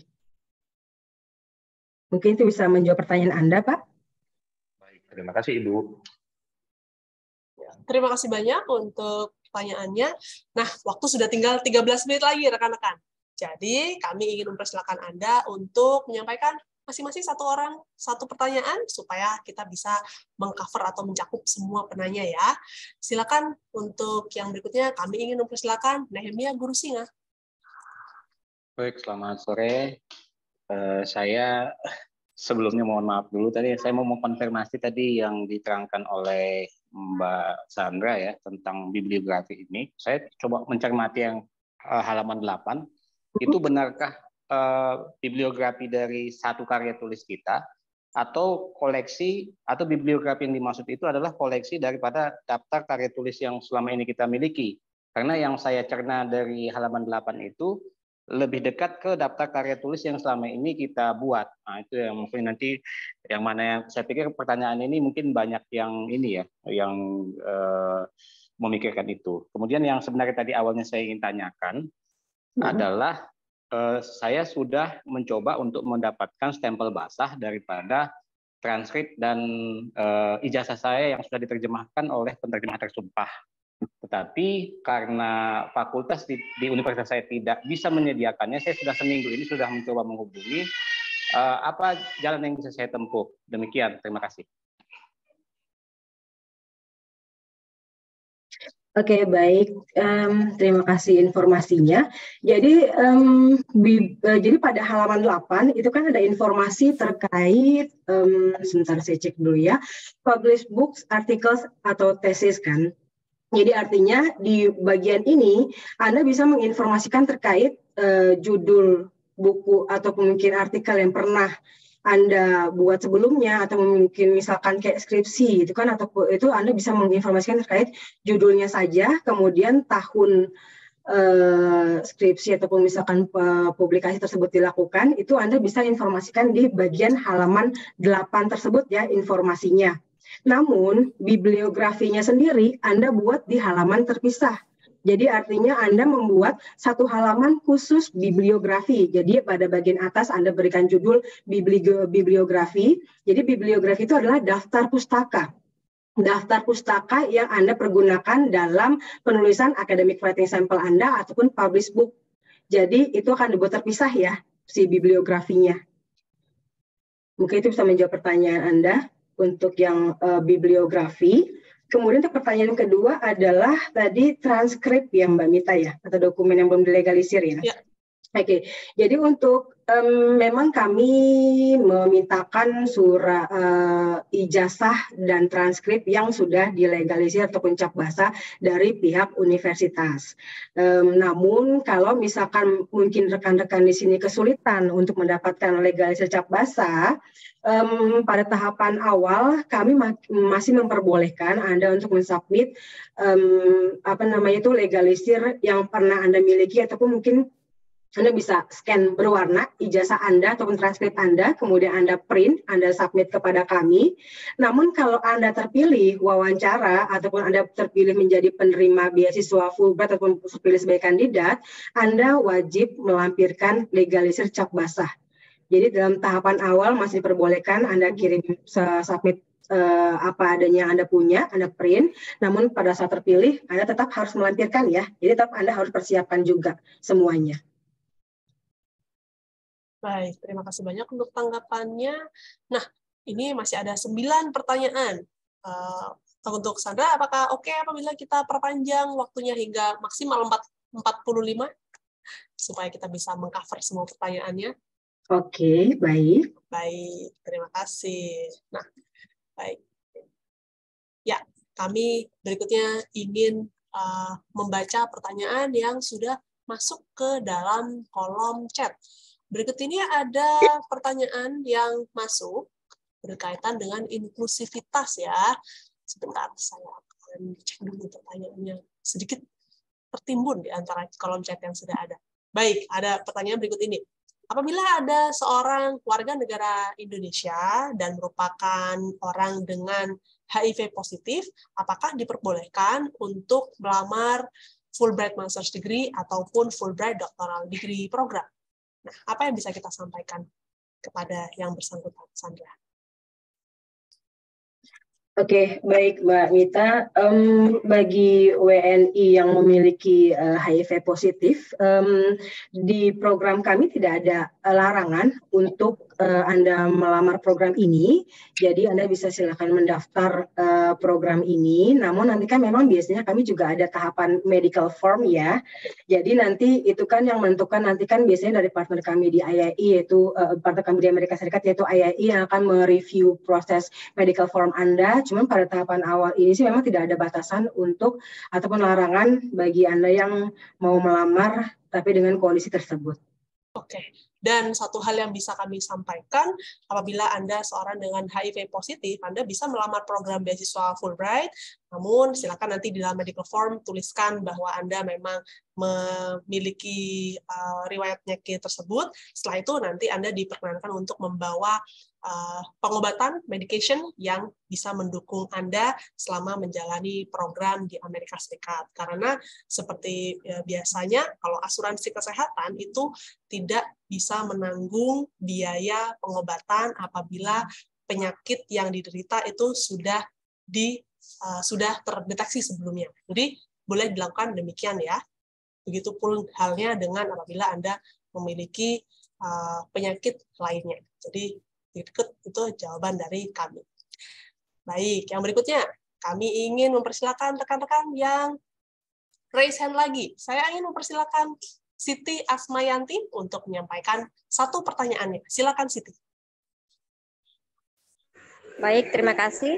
Suara saya kedengaran ya? Di sini hujan deras. Ya, jelas Siti, silakan. Tahun lalu baru saja saya lolos sampai interview. Pertanyaan saya sederhana.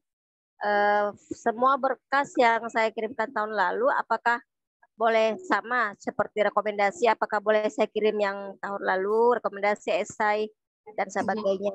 Kemudian tahun ini kebetulan TOEFL saya itu berakhirnya 16 Februari 2023. Apa masih boleh saya pakai juga? Baik, terima kasih banyak untuk pertanyaannya. Silakan, Sandra. Oke, baik Mbak Siti tadi ya.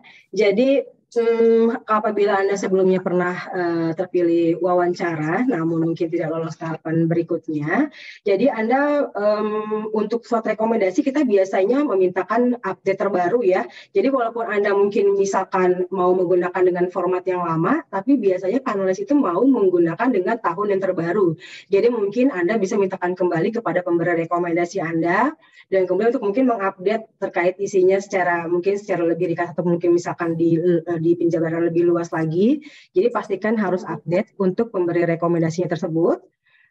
Kemudian untuk esai juga sebaiknya sih dikembangkan lebih jelas lagi ya mungkin ya terkait itu, karena kan mungkin Anda pernah diwawancara, jadi pasti kan Anda tahu ya kurang lebih itu pertanyaan-pertanyaan panelis seperti apa. Mungkin nanti dari situ Anda mungkin punya gambaran, jadi mungkin Anda bisa perbaiki atau mungkin misalkan menambahkan lebih detail terkait esainya, jadi supaya nanti pada saat Anda melamar, Anda akan mungkin lebih berpeluang untuk mendapatkannya lagi, seperti itu.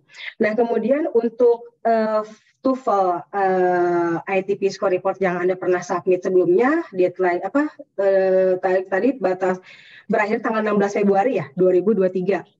Kalau misalkan 16 Februari, jadi memang kan BS2 kami itu kan batas waktunya ya 16 Februari 2023 kan ya? Iya. Oke, jadi untuk batas waktu pendaftarannya program kami kan 15 Februari. Jadi artinya walaupun Anda misalkan Anda masa berlaku TOEFL score Anda itu masih berlaku sebelum deadline, masih bisa dipergunakan. Ini umum ya? Seperti itu. Oke, baik. Terima kasih banyak untuk tanggapannya. Semoga menjelaskan ya, Ibu Siti. Semoga tahun ini tidak hanya sampai ke tahap wawancara, tapi juga ke tahapan berikutnya, yaitu menjadi calon penerima beasiswa Fulbright dan nantinya berangkat ke Amerika Serikat. Amin. Amin. Makasih, Mbak. Baik. Berikutnya, kami ingin mempersilakan Santi Rahantoknom. Baik, terima kasih. Selamat sore Mbak Mitan dan Mbak Sandra. Selamat sore. Of them. Ya. Pertanyaan yang ingin saya sampaikan terkait dengan untuk writing sampel. Misalnya saya untuk mau melamar program doktor. S1 saya itu kebetulan saya dari daerah Maluku. S1 saya itu di Manado. Dan jadi kebetulan skripsi saya itu saya waktu lulus S1 itu 2005. Jadi memang saya tidak memiliki hard copy-nya maupun soft copy-nya. Apakah untuk di halaman 8 saya cantumkan tesis saya S2 dan juga publikasi-publikasi yang sudah saya hasilkan. Terus untuk research, kebetulan yang saya cantumkan di form aplikasinya ini, apakah kan misalnya kami dosen itu untuk research-nya itu kan tim. Apakah yang saya cantumkan di form aplikasinya itu saya sebagai ketua atau bersama tim tetapi sebagai anggota bisa dimasukkan. Baik. Dan untuk di form aplikasinya itu untuk beberapa box itu mohon maaf waktu diisi soft file-nya itu tidak aktif. Apakah saya bisa cantumkan di halaman terpisah? Terima kasih banyak untuk pertanyaannya Ibu Santi. Silakan Sandra. Oke, baik. 3 pertanyaan berarti ya? Ya. Oke, untuk academic writing sampelnya sendiri, jadi kan seperti yang Anda sampaikan sebelumnya bahwa Anda S1-nya di Manado, skripsinya tahun 2005, Anda tidak memiliki soft copy ataupun hard copy-nya. Jadi sebenarnya sih academic writing sample ini adalah Anda bisa menggunakan tesis atau mungkin S2 Anda yang pernah Anda lakukan sebelumnya selama ini masih inline ataupun masih nyambung dengan bidang studi yang akan Anda mau daftar nantinya. Anda kan mau daftar PhD tadi berarti ya. Anda bisa menggunakan tesis Anda sebelumnya yang berhubungan tentunya dengan bidang studi yang akan Anda lakukan nantinya. Jadi selama itu masih menyambung, tidak harus mengambil dari skripsi S1, dari tesis S2 pun juga diperbolehkan. Baik. Kemudian untuk riset itu jadi sebaiknya kami itu menyarankan Anda untuk para pelamar melampirkan single author ya. Jadi kalau co-author itu kita tidak diperbolehkan. Jadi biasanya IAI maunya itu Anda melampirkan single author. Seperti itu. Kemudian untuk formulir aplikasinya seperti yang Anda informasikan bahwa ada box yang mungkin tidak aktif. Jadi kalau misalkan memang merasa box tersebut tidak aktif, Anda bisa menggunakan kertas tambahan di kertas terpisah, namun dipastikan pengisiannya, formatnya sesuai dengan yang ada di formulir aplikasinya, supaya para panelisnya memahami ini kira-kira informasi terkait tentang apa. Jadi biar para panelisnya paham. Baik, Mbak, mohon maaf, saya klarifikasi, berarti kalau untuk publikasi itu baiknya yang single aja ya? Yang single aja, betul, karena yang dipertimbangkan yang single. Baik, iya. Terima kasih. Baik, terima kasih banyak untuk pertanyaannya. Nah, jadi intinya rekan-rekan, writing sample itu seharusnya adalah writing sample atau contoh tulisan yang memberikan gambaran tentang kemampuan Anda dalam tulis-menulis secara akademis dalam bahasa Inggris ya, sehingga nanti dari universitas bisa mengetahui bagaimanakah kemampuan Anda dalam segi akademis dan tulis-menulis tersebut. Baik, terima kasih banyak untuk pertanyaannya Ibu Sinta dari Maluku. Nah, saya ingin mempersilakan penanya berikutnya, ada Muhammad Akbar, silakan. Ya, terima kasih Bu Mita dan Bu Sandra. Izin bertanya terkait dengan halaman 17 formulir. Di situ kan ada prefix, saya takut salah menulis. Di situ apakah yang saya tulis adalah gelar daripada rekomendasi saya atau cukup Mr. atau Mrs. seperti itu. Mohon maaf kalau misalnya saya kurang paham. Terima kasih. Terima kasih banyak Muhammad Akbar. Silakan Mbak Sandra. Oke, baik. Terima kasih atas informasinya. Jadi untuk prefix ini Anda mungkin bisa menginformasikan terkait kalau misalkan pemberi rekomendasi dalam memiliki gelar dokter, DR ataupun apa bisa dilampirkan di informasi tersebut ya prefixnya. Cuman kalau misalkan Anda merasa ragu ataupun apa, bisa diinformasikan juga sih terkait misalkan first name dan last name-nya itu. Atau mungkin bisa juga Anda masukkan Mr. atau Mrs. juga boleh diperbolehkan. Yang penting informasi lainnya dilengkapi ya di bagian tersebut terkait nama institusi, nama lengkapnya, nama depan, nama belakang, institusinya, jabatan dan lain sebagainya yang ada di formulir aplikasi tersebut. Baik, terima kasih. Terima kasih Bu Mita, Bu Sandra. Ya, semoga menjelaskan ya. Oke. Yang berikutnya Rangga Alfauzi, silakan. Oke, selamat sore. Ya, selamat sore. Ya. Saya bertanya cuma satu aja. Ini terkait dengan surat rekomendasi. Ya. Untuk freelance, kayak konsultan itu yang tidak terikat pada kantor. Untuk PhD itu selain dari rekomendasi dari, biasanya kan ada dua ya. Dari kantor maupun dari pembimbing ya, pembimbing yang terdahulu. S2 misal, itu untuk yang freelance, misal konsultan itu selain dari pembimbing yang terdahulu itu lebih baik dari siapa? Maksudnya, misal saya bantu di komunitas, beberapa komunitas itu, apakah itu diperbolehkan atau bagaimana? Terima kasih. Terima kasih banyak untuk pertanyaannya. Silakan Sandra. Oke, kalau misalkan Anda freelance, itu kan biasanya kan kalau freelance kan ada institusi yang menaungi ya biasanya ya. Jadi rekanan yang Anda bekerja dengan mereka, jadi Anda bisa menginformasikan, bisa memintakan surat rekomendasi kepada mereka terkait hal tersebut. Namun pastikan memang itu bukan kolega Anda ya. Jadi artinya memang ada hubungan profesional antara Anda dengan mereka. Karena kalau misalkan itu adalah misalkan kayak itu saudara ataupun misalkan orang kenal Anda mungkin kayak berhubungan masih keluarga inti ataupun lain sebagainya itu mungkin tidak diperbolehkan. Cuman selama itu masih bersifat profesional diperbolehkan. Oke, terima kasih. Ya, terima kasih banyak untuk pertanyaannya. Yang berikutnya saya ingin mempersilakan Febri Fitria.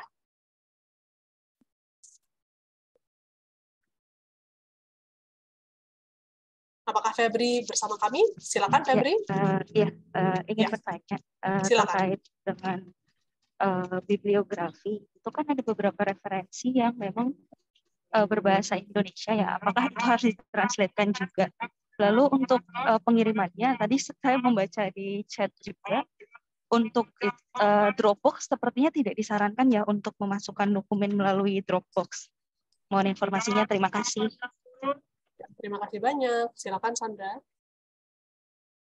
Oke, baik. Untuk bibliografinya sendiri, itu biasanya kami memintakan mereka untuk menulisnya dalam bahasa Inggris ya. Jadi artinya kalau misalkan si bibliografinya tersebut mungkin judulnya dalam versi bahasa Indonesia, Anda bisa melampirkan versi aslinya juga, namun Anda mungkin kasih keterangan dalam kurung versi bahasa Inggrisnya juga, supaya para panelisnya lebih jelas informasinya.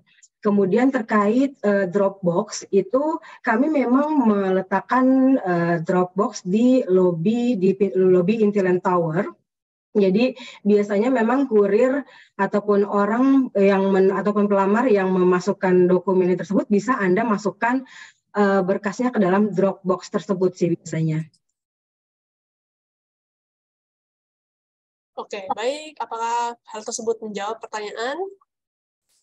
Dropbox yang disediakan di lobi Intiland Tower akan berada di sana hingga tenggat waktu pendaftaran. Jadi Dropbox tersebut bisa digunakan dan aman ya untuk dimasuki dokumen Anda.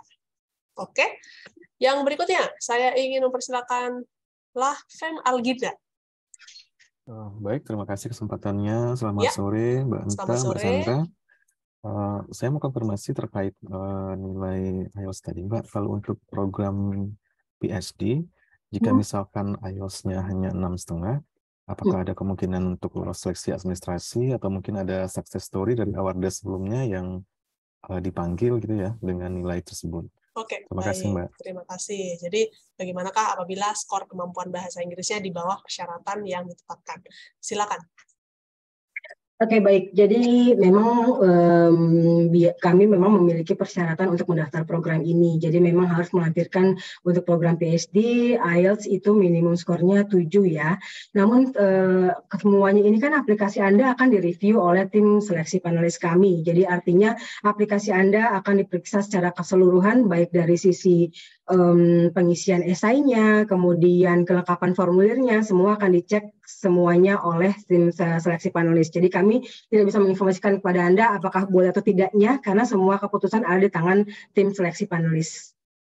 Jadi kalau Anda silakan mau melamar, silakan daftarkan saja, namun keputusan nanti akan ada di tangan tim seleksi panelisnya nanti. Baik, terima kasih banyak untuk tanggapannya. Sudah tinggal 2 penanya lagi yang masih raise hand. Langsung saja saya akan mempersilakan, yaitu Ayu Febriana, nanti setelah itu Ivan Azam ya. Silakan Ayu menyampaikan pertanyaan Anda. Ya, terima kasih Bu Mita dan Bu Sandra kesempatannya. Sebelumnya saya mohon maaf kalau emang udah ditanyakan, soalnya saya baru join. Saya mau menanyakan yang pertama itu bibliografi yang dimaksud itu bibliografi dari writing sampel kita atau kumpulan dari tulisan kita yang ditulis dalam bentuk daftar pustaka seperti itu. Kemudian yang recommendation letter itu kalau yang memberi rekomendasi ke kita ngirim soft file lalu kita print gitu, apakah boleh? Terima kasih. Terima kasih banyak. Silakan Sandra. Baik, jadi mungkin saya akan sampaikan kembali ya, untuk yang bibliografi tersebut adalah daftar sumber referensi yang Anda gunakan dalam penulisan academic writing sample. Jadi bibliografi itu semacam daftar pustaka ya. Jadi bibliografi itu biasanya mencakup nama penulisnya, kemudian judul buku, halaman berapa yang Anda pergunakan untuk menunjang si writing sample Anda, serta nama dan lokasi perusahaan yang menerbitkan salinan sumber referensi serta tahun penerbitan buku tersebut. Jadi bibliografi ini bukan penulisan judul publikasi ataupun jurnal yang pernah Anda publish. Jadi lebih bersifat ke daftar pustaka. Mungkin kalau Anda bingung untuk penulisannya, Anda bisa cari informasinya di Google ya. Cara penulisan untuk bibliografi itu bisa Anda research lagi. Kemudian kalau misalkan Anda memang pernah menulis ataupun publish artikel ataupun jurnal, itu informasi judulnya dan tahun penerbitan jurnalnya tersebut bisa Anda informasikan pada halaman 8 terkait publikasi. Itu ada informasinya. Cuman kalau bibliografinya sendiri, Anda buatkan satu lembar di halaman terpisah ya, terkait informasi bibliografinya ini. Itu terkait untuk bibliografi. Kemudian tadi yang Anda tanyakan adalah surat rekomendasi ya. Oke. Untuk surat rekomendasinya ini, pemberi rekomendasi bisa mengirimkan surat rekomendasi dalam bentuk PDF melalui email info_fulbright_ind@aminef.or.id dengan menuliskan subjek nama lengkap pelamar, kemudian program yang akan Anda lamar. Namun apabila pemberi rekomendasi ini ingin mengirimkan langsung hard copy-nya kepada pelamar, maka diperbolehkan dengan catatan pemberi rekomendasi harus mengirimkan surat rekomendasi tersebut dalam amplop tertutup karena bersifat konfidensial. Jadi pelamar tidak diperbolehkan untuk print ataupun mengetahui isi dari surat rekomendasi tersebut. Jadi kalau pemberi rekomendasinya itu mau mengirimkan surat rekomendasi langsung kepada kami di kantor Aminef itu diperbolehkan. Nanti jadi artinya walaupun Anda mengirimkan formulir aplikasi yang terpisah dengan surat rekomendasinya tidak masalah. Nanti kami akan bantu untuk gabungkan surat rekomendasi yang Anda kirimkan dengan formulir aplikasi Anda. Jadi Anda bisa sarankan pemberi rekomendasinya untuk kirimkan langsung kepada staf Aminef melalui email tanpa sisi Anda di email, atau kirimkan langsung kepada Anda juga diperbolehkan namun dalam amplop tertutup, atau bisa juga pemberi rekomendasinya mengirimkan langsung ke kantor Aminef terpisah dari aplikasi Anda. Baik, terima kasih banyak untuk tanggapannya. Semoga menjelaskan ya. Yang terakhir, tadi saya melihat ada Saudara Ivan Azam. Apakah Anda masih ingin menyampaikan pertanyaan? Silakan. Masih. Selamat sore. Silakan. Saya mau bertanya aja. Untuk surat rekomendasi kan saya dulunya di tempat kerja, apakah itu bisa? Terus yang satu itu dia sudah lebih dari 4 atau 5 tahun lalu, 2017, apakah itu masih bisa dipakai sebagai surat rekomendasi? Dulunya dari pemberi kerja. Mohon maaf Saudara Ivan, suaranya kurang jelas, jadi kami tidak bisa dengan jelas menerima pertanyaan Anda. Bisakah diulangi lagi? Ya, boleh. Ya, saya kan punya 2 surat rekomendasi. Oke. Satu dari tempat kerja saya sekarang yang baru, satu dari tempat kerja yang dulu. Oke. Tapi sudah lama. Baik. Sekarang 2015 atau 2017 saya agak lupa. Oke. Apakah itu masih bisa dipakai untuk digunakan sebagai surat rekomendasi? Oke, baik. Jadi 2 surat rekomendasi, 1 dari tempat kerja saat ini, yang 1 lagi dari tempat kerja sebelumnya, begitu ya? Ya. Oke. Ya, dari kampus tepatnya, tapi saya dulu kerja sebagai asdo soalnya. Oke, baik. Terima kasih. Ya, bagaimana Mbak Sandra? Oke, baik. Memang untuk surat rekomendasi harus melampirkan 2 surat rekomendasi, tapi kita memang biasanya itu memintakan surat rekomendasi dari 2 sisi ya. Jadi artinya dari sisi akademik ataupun dari sisi profesi. Jadi sebaiknya sih kami memang memintakan Anda untuk memintakan kepada dosen mata kuliah ataupun dosen pembimbing skripsi Anda pada saat Anda menjalani studi sebelumnya, atau dari instansi Anda bekerja saat ini. Namun kalau misalkan Anda merasa kesulitan untuk mendapatkan surat rekomendasi dari dosen pembimbing pembimbing Anda sebelumnya, apabila Anda mau mengirimkan surat rekomendasi dari institusi Anda sekarang saat ini, ataupun misalkan dari institusi Anda sebelumnya, itu diperbolehkan. Namun pastinya pemberi rekomendasi harus mengirimkan surat rekomendasi yang paling update ya. Jadi artinya itu benar-benar harus yang terbaru yang dibuat oleh pemberi rekomendasinya. Berarti paling baru ya, utamakan ya. Iya, betul. Yang paling Saya terbaru. kerjanya di instansi juga nih. Berjenjang sih memang, apakah boleh? Jadi ada satu langsung supervisor, satu kepala bidang. Nah, kayak gitu bisa nggak tuh? Mohon maaf, bisa diulangi kembali, kurang jelas. Iya, saya kan kerjanya di instansi pemerintahan. Iya. Nah, saya punya supervisor langsung, tapi di atasnya supervisor saya punya kepala bidang. Apakah kayak gitu bisa?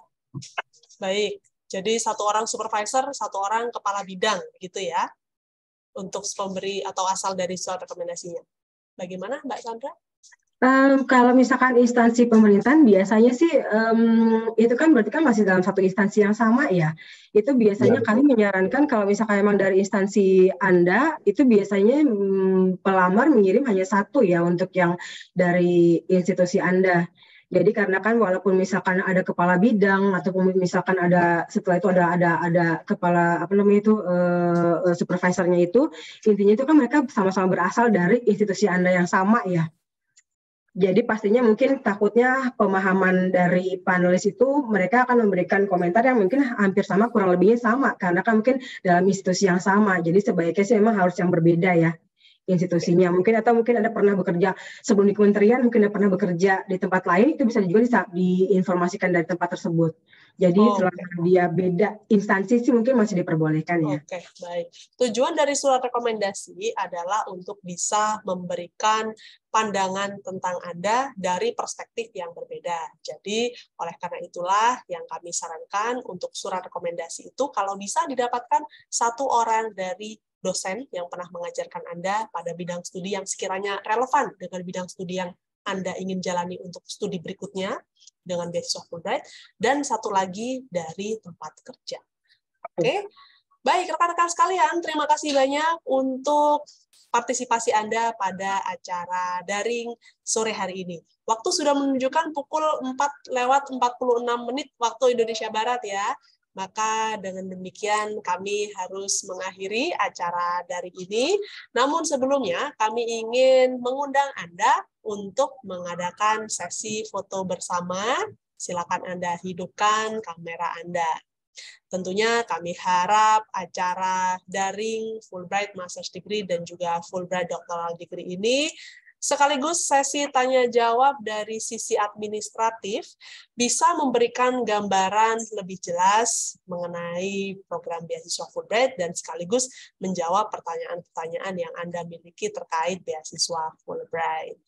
Nah, apabila ada pertanyaan lainnya terkait dengan beasiswa ini, silakan nanti Anda explore kembali halaman Frequently Asked Question. Kami akan mengetikkan link atau tautan Frequently Asked Question di kolom chat, dan Anda bisa mengunjungi tautan tersebut nanti setelah acara ini berakhir, atau nanti bisa juga menghubungi kami via email ataupun telepon. Kami akan respon pada hari dan jam kerja.